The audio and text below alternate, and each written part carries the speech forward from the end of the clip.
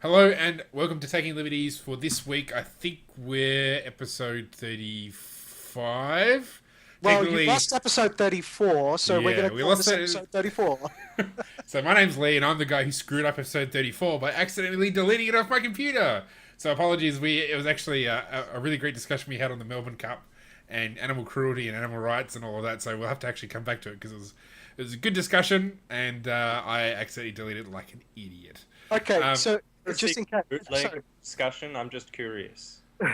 Say again, sorry? Is there a secret bootleg of the discussion? I'm just curious. I wish What- there was. Then I do a podcast of so, it. so the history of the show is actually that bad that we've lost. I think it is. I think that is the sixth or seventh episode that we've lost so far, Okay. which is amazing. I mean, considering we've been around for 2 years now. The first season is 11 episodes. This season has now come to 30 something episodes. Yeah. That's But- pretty good. which is pretty good. But the first season is actually 20 episodes in length. That's how many we actually recorded, but we've only managed to get 11 out there. So that gives you Yeah, an right. idea exactly how many we've lost. Well, this is the first one I've lost, so I can only take credit for that. Anyway, that was Vickers. Also joining us this week is Eve G'day. and Dom, Hey, who actually joined us last week. But yeah, alright. we had that discussion already. All right, By this the week way, we're going to talk about. I mean, Can I just add one more Yes. piece of trivia here? Tim Sure. Andrews has 2 episodes where he's that's right. Yeah. anyway. On Gary, a much more sobering topic, we're going to be talking about the Paris, the attacks that were in Paris last week, and if somehow you didn't have any connection to the media, a bunch of terrorists shot up Paris and detonated bombs in Paris. And the two issues we're talking about tonight is what this means for, kind of the libertarian take on what this means for refugee policy and for whether intervention in Syria is more justified now than it was. So let's talk about refugee policy. So much is being made in the conservative media about how one of them traveled to France on a fake Syrian passport claiming to be a refugee. So basically, there's lots of, Well- and, all the US presidential candidates that come out and say, That's- let's not have any more refugees because they could be terrorists. So actually, this got released, but here's the thing: I blame the Greek police for this one because what happened is the French police said that they found a Syrian passport near where one of the attacks happened, and they basically said they were contacting the Greek police to find out if the fingerprints matched and if it was an authentic passport. Now, the Greek police then basically said, it was found on one of the attackers, and then the media story went like, oh, one of the refugees was an attacker, blah, blah, blah, blah. Sorry, one of the attackers was a refugee, blah, blah, blah, blah, blah. The reality is the story, if you take a look at the latest media reports on this, there's doubts to the authenticity of that passport, and they don't actually know who held it. They just know it was on the scene. So I'm just saying the entire thing on this one is not that clear with the passport, and I know the conservative media has run on with the the whole tagline that they're coming in through this asylum seeker process, and yeah, sorry, I just wanted to get the fact there. I'd also point out, do we know what, I'm pretty sure that the people who'd come in and did the Charlie Hebdo attacks were French citizens, not there on refugee. Well, the organizer of this one was a Belgian. Yeah. Yeah, the thing about ISIS is they tell people who are in Iraq not to leave. It's a bit strange to see Yeah. them supposedly sending out more people to commit attacks. At the moment, ISIS is saying, if you're a fighter and you're in Iraq, stay. Because they need them, because they're on the verge of collapse. Yeah. I mean, so quite a few people have pointed out that in the US they've had X amount of millions of refugees since, in the last 20 years or whatever, and there hasn't been a single terrorist attack as a result of, none of these refugees have committed a terrorist act. Now, Andrew Bolter responded to this sort of stuff by pointing out that pretty much all the terrorism attacks, which I think should be treated as murder, but others call terrorism. So, Man Monis, You've got the two teenagers that the guy that shot the police officer and the one that stabbed the police officers, and then a bunch of the people that have gone to fight for ISIS from Australia. They all came from overseas. They were all born overseas and came over as refugees. So, I mean, at least theoretically in Australia, I thought there were a fair few second-generation people who'd gone over. Yeah, I was actually gonna say I'm not sure Andrew Bolt is factually right on that one. I mean, in the intelligence community, and you can find loads of intelligence analysts who make the same claim, is that the vast majority of these terrorist attacks are from second-generation people, in wealthy countries. Sure, but I mean, the three incidences where people have died in Australia, they're all foreign born. So Man Monis was born in Iran. Farhad Jabbar, which was the one that shot Curtis Chiang, he was born. He was Iranian born. And then the Abdul Newman Haider, he came from Afghanistan, and he was the one that stabbed the two officers in Melbourne. I don't think that changes the equation, though. I mean, I think the thing to make out is these are three people out of how many refugees? I mean, we're talking about tens of thousands, potentially hundreds of thousands of people. And overall, we're talking about out of millions of immigrants. And they were very isolated events. It's not like five deaths. Like that's how many people are murdered? What a week. Yeah. What I really wanted to tackle though here was this to the case put forward by these people before we can really answer it. I think it is a bit more than just what we've said so far. The case put forward is it's an ideological threat that is posed by not just these specific extremists, but also in the broader Muslim population. And the reason that's so is because there's a lot of extremist imams out there pushing the message. And yes, most of the community is law abiding, but that doesn't mean they don't buy the message. And that's why the community is a hotbed of extremism. That's why you have people like the current guy who went off and praised Hamas, and now the Grand Mufti gone so far as to condemn the Paris attacks, called them tragic killings, but apparently that's not fair enough. No. I actually agree that most of these denunciations from within the Muslim community aren't actually that far enough. But there always seems to the point. It's like an ideological current in the community. No, they're not blowing themselves up tomorrow, but it's an ideological current in the community that is powerful and holds significant sway. That's the case that they're making, and that's the case that we need to answer. In that case, I'd say I largely agree with that in the sense, like, so Sam Harris, for example, pointed out when it came to the evangelical sort of crazy Christian abortion bombers that exist in America, that the reason they exist is because moderate Christianity doesn't outright exclude these people, doesn't actually push them out.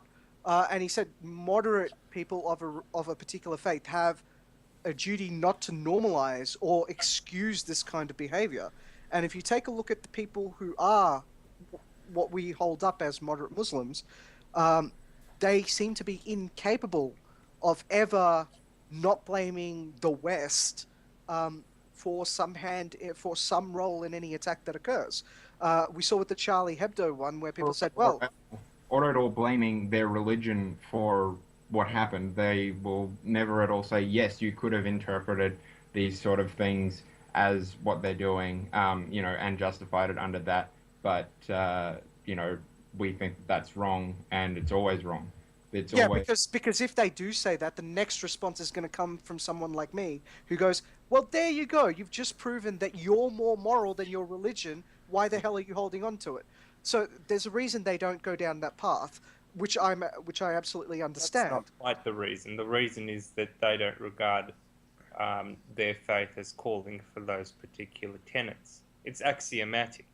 Yes. Their interpretation is right. every other interpretation is wrong, particularly when they find it so repugnant as the ISIS interpretation. And in the case of most sort of fringe views, not that you can really say that some of this extremist Islam is actually that fringe, considering that there's, large sections of the world that are dedicated to that ideology, but like Saudi Arabia, for example. But leaving that aside, it's even if we're just talking about small groups of people within a larger community, like extremist ideology feeds on being different. So, you can talk about how weird and stupid the exclusive brethren are all day to their face. Yeah.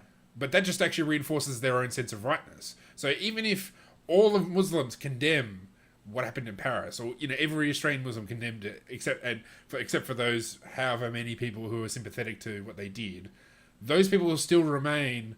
In fact, that will reinforce their own sense of righteousness. I don't think that's fine. I don't think if the Grand Mufti came out and made a super strong statement, which, he put out a clarification which says that killing people is against Islam. I really don't know how much stronger you can get. But even if he does come out really strong, I don't think it's necessarily going to change the nature of this particular threat of a small number of radicals who think violence is the answer. But this isn't formed in isolation. You go to a church youth group, you get these sort of ideas in your head. Yes, abortion's wrong, all that sort of stuff. Then you fall into a crowd that's, saying, well, people who kill abortion doctors are completely morally correct in what they're doing, and pretty soon you find a person who's trying to do that, and you decide to help them rather than... there's a huge gap between saying abortion is wrong and then saying we should kill abortion doctors. No, we all agree with that. That middle step, the people who say that killing abortion doctors are all right. If that is 20% of your community, like it is in some US states, that sort of thing happens. Yeah, and that's what I was trying to get at, right? I'd go that far, but anyway. Yeah, I wouldn't go that far, but I don't want to actually put any quantification on this, but what I'm saying is when your moderates are excusing the behavior or normalizing it, right? The exclusive brethren are actually probably a really good example, right? Even though we talk about how kooky, people can talk about how kooky they are, right, to their face, it doesn't deter their faith and conviction, right? But it does take away a lot of their power, right? The stuff they believe is regarded as so kooky, so out there, so extreme, that they can't find people to latch onto and start moving in a direction where they can actually push their position. It is not the case with these. It is not the case with these extremists, right? These extremists have communities. They have places. They've got dawa funds that they can draw from, which are collected from the zakat at various mosques. They're not regulated, and nor should they be, because they're it's a religious organization, religious private organization collecting funds. It is absolutely fine. It is perfectly legal for them to do that. But they're able to tap into these community organizations that exist for Muslims, and because there isn't this shrill sort of, oh my God, you guys are bastardizing our religion, we want nothing to do with you. That element doesn't exist. Well, it's existing networks. I don't know if that can be said, because I don't know if anybody knows for sure that is the case. Certainly within the fantasies of the anti-Islam crowd, that's how they think. No. So, I think in reality, it's actually... Russia's made that link for us, is what I was going to say next. Right? Russia has come out with how all of the money is mapping out through these organizations, through governments. They've found a lot of this stuff out. How these criminal but I'm not talking about so the money is there, but I'm talking about whether the Australian Muslim community does a good enough job of dissuading extremism within their own community. I don't think anybody can really know that answer. We're talking about hundreds of thousands of people. I would say the statistics tell us whether they're doing a good job or not, and we have the highest percentage of a highest per capita rate of people going to Syria to fight for Daesh. Yeah, but it's still only 120 people out of and that, firstly, that's only 120 people are going there. We don't know what they're doing. We don't know whether they're fighting or not, because this is a completely opaque area of government policy. Sorry, Steve, I'm cutting you off, but and we're talking about 500,000 people in Australia.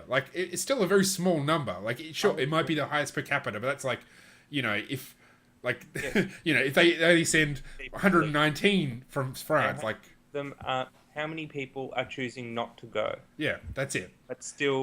But how many? Take 120. Now, there's even more here who don't want to go yet. Yeah. Okay, Correct. we accept that for whatever But reason. we've already done the episode where I said it's fine for them to go, right? I'm okay with them going. Yeah, But absolutely. All I'm saying is that there's some number out there, we don't know what it is, perhaps a few thousand, who probably would go if they could. Now, Right. That's or possibly for whatever reason. Now, can I make this point? There is a lot of radicalism, I think, in the Muslim community, in particular the leadership. I mean, we have the Grand Mufti is a guy who visited Gaza and praised Hamas. The previous Grand Mufti was the guy who said that women were pieces of meat. These are very radical people. They don't like being radical publicly very often, but they are radical. They don't like breaking the law. They want to stay within the confines of the law, but they are radical. The reality is that we have to put up with radical people in a free society, and we have to make. I'm not saying we get rid of them or anything. I'm just No. saying. No, Sorry, no. I was just saying. No one's Yes. saying. If we wanted a metric, right, to measure as to how a community is dealing with a problem, this is probably a good one. Okay, let Zeke finish. Maybe Yeah. that could well be. I'm simply saying we have to live with radical people who don't break the law in our society, and we have to make the case against them. That's our job, and it hasn't been said enough, but the reality is that we need to convince people inside Australia more generally that, hey, live and let live is a pretty good idea. Can I just feed in a point from that? I think something that doesn't that the conservatives who talk about this issue and bring up the potential for radicalism, which I agree it's a risk, is the benefit of having immigrants. So the conservatives say, well, there is this risk, potentially you might have terrorists come in or whatever, or you have radicals come in, and they make it sound like that's the only thing that is potentially can happen as a result of having immigrants come in. What they don't talk about is how, well, you have all these benefits from having all these workers come into Australia, family settling, all of that sort of stuff, all the things that we talk about as libertarians in the economic side of things, and say, well, restricting them here, which is that, I mean, how exactly are people going to regard that? If they're here, what is the best propaganda tool for extremist recruitment? I mean, restricting migration on the basis of religious freedom, on religious identity. Yeah, that's a great recruitment tool. I mean, my goodness, no one seems to have considered that. But the reality is that it just means that it's a great way for them to say, well, no one here cares about you. It also forces. So these people who are leaving Syria right now are the most likely to be targeted for resources. So basically, most likely to be targeted for material support on the ground for Daesh.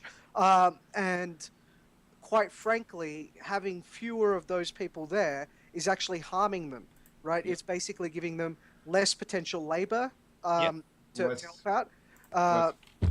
Lower tax base. It's Lower less tax base, on for them to use. And we that's why they hate it. That's why they want this debate in which, we're pitting Muslims against Australians and, are you on Team Australia and all of this nonsense. Now, obviously there are radicals in the Muslim community, but the reality is that the idea that we should, divide people by religion and say you're not allowed here because your father is a Muslim, or you're not allowed here because that's a Quran you're holding, or some nonsense like that. It's ridiculous because not everyone who is a Muslim holds those beliefs, and it's a ridiculous claim to say that they do, and it shouldn't be allowed, frankly. Now we'll go to Dom. Dom, did you have a point to make? Because it sounded like you were trying to get into wording. Yeah, basically, with letting all these refugees in, there is a slight problem in from some of the figures I've read and from some of the things I've seen from Germany, is the huge numbers of young men leaving compared to the number of women and children and more vulnerable people left behind.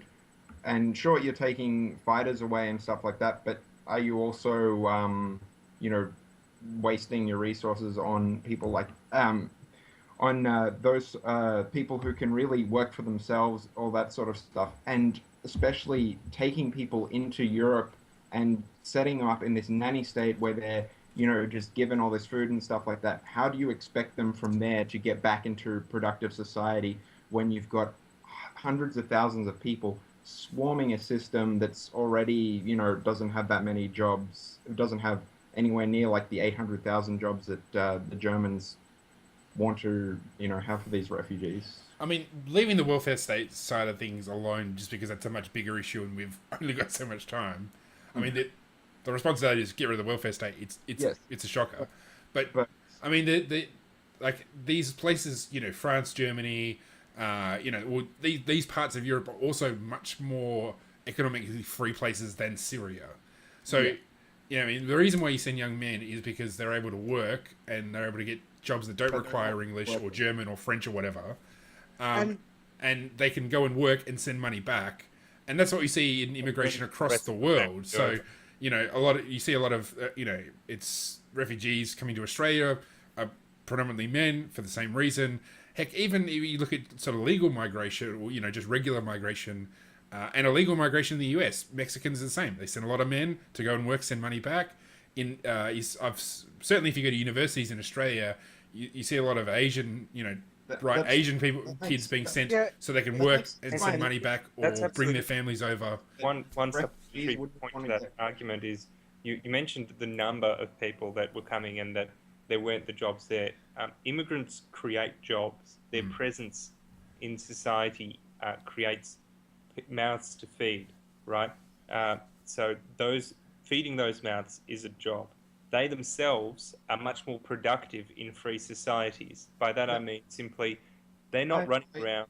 I do totally. People. They're living lives productively. Yes. We'll go to Dom. Let Dom make one final point, and then we'll move on. Yeah, we've seen this occur, you know, with a much slower rate of migration. We've never seen it happen before with this 800,000, not since World War II, and that was much better planned for, and still not even that number. Okay. So wait, no, because we're going to move on. I said one last point, bringing down the banhammer. So we're going to move on to the second point, because we can always come back and talk about this in a future episode, but we've only got a little bit of time left. Only got 7 minutes to talk about the second point, which is to do with whether the case for military intervention by the West is actually more justified now.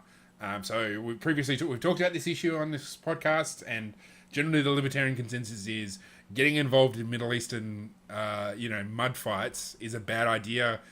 Arguably, we've added to this situation by destabilizing the Middle East with previous interventions. But now that we're seeing organizations sending people or organizing people to attack the West, is there now a case to say, well, the West, you know, France and their allies, which would include the US and, you know, theoretically us as well, does this actually now give us a real case to say, from a libertarian perspective, to say, yes, we should now get involved because they're now attacking us? Was Afghanistan a good idea? That's basically the same thing. There's two aspects to that. There's the nation building aspect, and then there's the going after Bin Laden aspect.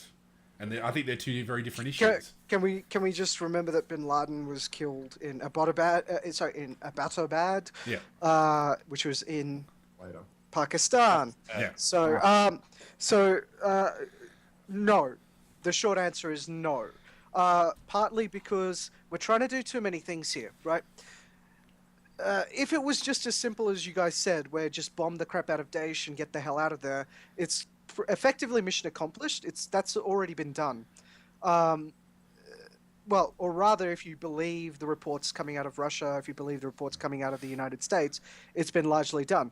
Their actual infrastructure, their military apparatus has been completely destabilized. They're now moving back to Raqqa.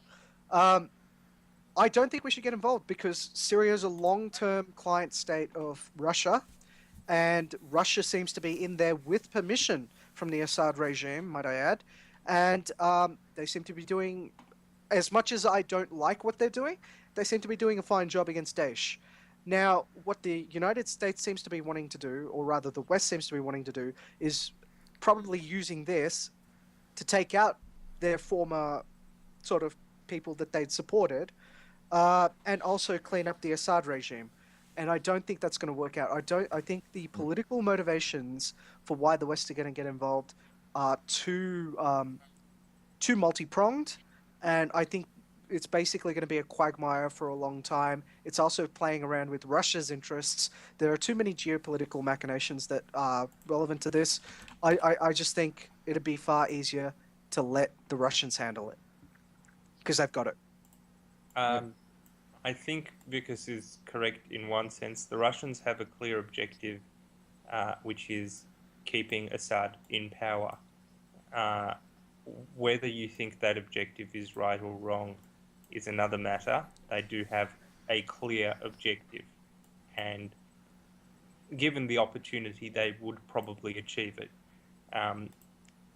Unlike Russia, the West does not have a clear objective about what it wants to do in Syria. They're playing too many cards at the same time. On the one hand, they want Syrian moderates to take over in Syria.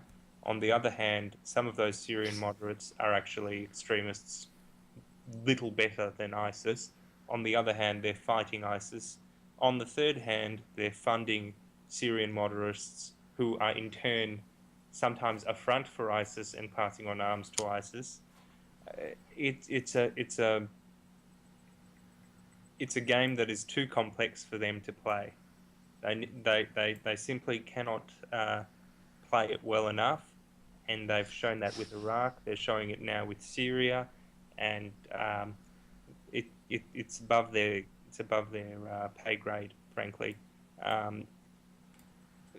The reason being that all they're thinking about is humanitarianism and votes at home, and do I look good in a suit, and will I show up in front of a camera and look good. But that's not actually foreign policy. And then there's the people who are saying we need to take out ISIS, That's good, but then the Syrian moderates take over and it turns out half of them were ISIS equivalents anyway. So it's a bit like, what are you really aiming for? It's whack-a-mole. Pardon? Yeah. It's whack-a-mole.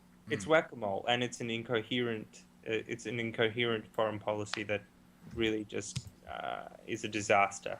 Yeah. At least, with Iraq, you could say, well, the objective is to take out Saddam Hussein. But then that does. Well, we don't know, but at least that was a clear objective. What's the clear objective here? Take out ISIS, but you've had that objective for a while and you haven't really pulled it off. So obviously what you're doing isn't enough. What are you going to go back to war with full troops on the ground? Wow, that's worked out well for you last time. It's just so... And I think part of the problem is there's the potential for mission creep. That is what we saw in Afghanistan, which was, okay, Al-Qaeda attacked us, fair enough, go in, deal with them, try to capture Osama bin Laden. They pooched that because, the military, like every other government agency, is pretty incompetent.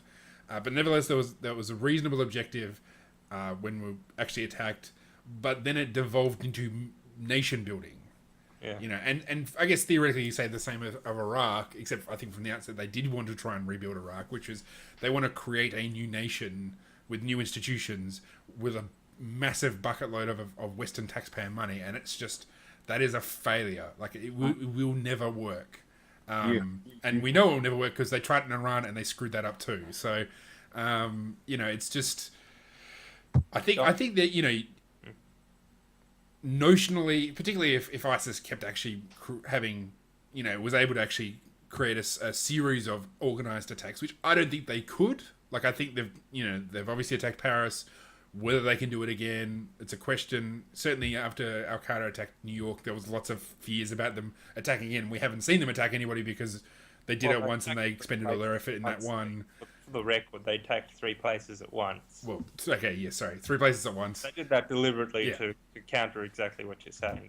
But they, you know, they had one round of attacks, and then they weren't able to replicate it. You know, if ISIS could replicate what they did in Paris elsewhere, maybe you could make the case that they should. You know, we do have a right, whether we want to use it or not, to go to actually defend ourselves. But I think the potential for mission creep is so large that. And how are you defending yourself if they're already over here? You know, by bombing there. I mean, what are you going to do? Say, like, point a nuke at, I don't know, Mecca and say, if you do one more attack. Well, no. Like, I mean, really, it's really to degrade the infrastructure they have and the organization they have to organize these things. And I mean, yeah. So I mean, the issues. I mean, the issues for Western countries is their ability to fund radicals in our nation, or with sort of homegrown terrorists.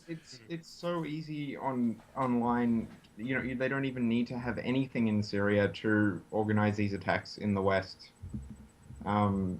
You could completely wipe out their Iraqi and Syrian presence, and they're still going to be effective at doing these sort of homegrown attacks. I don't know. I mean, not that I've looked at exactly what happened in Paris, but like they were more organized. I mean, if you look, okay, let's do a comparison of what happened to Australia and what happened in Paris. So in Australia, there's actually nothing to indicate that Daesh themselves were responsible for the attack. Of course, yeah, that's true. That's and I'm totally willing to admit that that's the case. Like ISIS might happily claim credit for it. I guess we'll find out in the wash whether they actually did have it was actually responsible in some way. But even saying they did, like, so say let's just assume that ISIS helped create both the attacks in Australia and the ones in Paris, just as an assumption. What we saw in Australia is some individuals getting a hold of weapons and killing 1 or 2 people, and with Man Monos, it was actually the police response resulted in people dying as well. Not a reasonable police response, but that was what happened.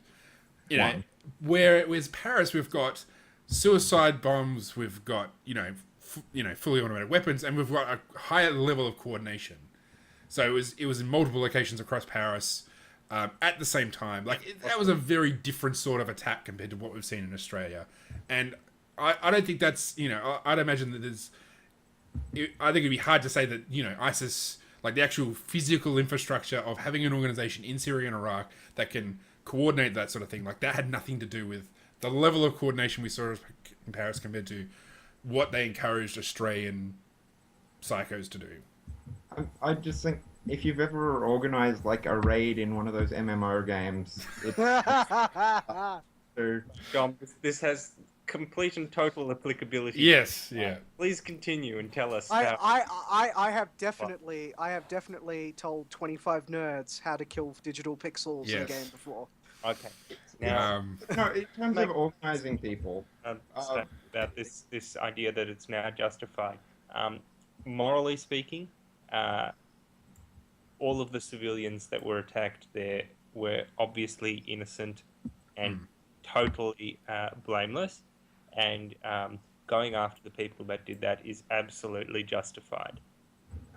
But speaking in terms of causation, in neutral terms, so to speak, of what caused these attacks, well, the French government has intervened in Syria and has intervened militarily in Syria.